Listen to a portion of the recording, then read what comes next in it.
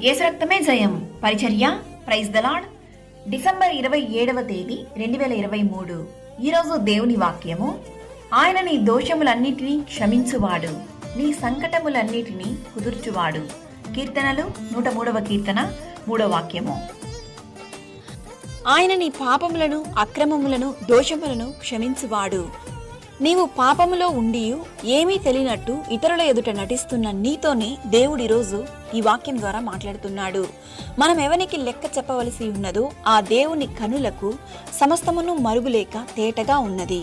దేవుని వాక్యం ఇలా సెలవిస్తుంది, వారి పాపములను వారి అక్రమములను ఇకను ఎన్నటికి జ్ఞాపకము చేసుకొనను అని ప్రభువు చెప్పుచున్నాడు. కాబట్టి మీ ధైర్యమును విడిచిపెట్టకుడి, దానికి ప్రతిఫలముగా గొప్ప బహుమానము కలుగును.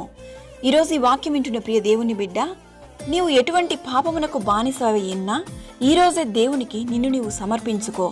ఆయన సన్నిధిలో పాప క్షమాపణ కోరు, ఆయన నిన్ను క్షమించును.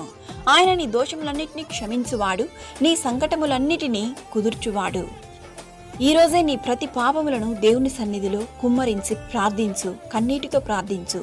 ఆయన నీ యొక్క ప్రతి పాపములను దోషములను క్షమించునుగాక.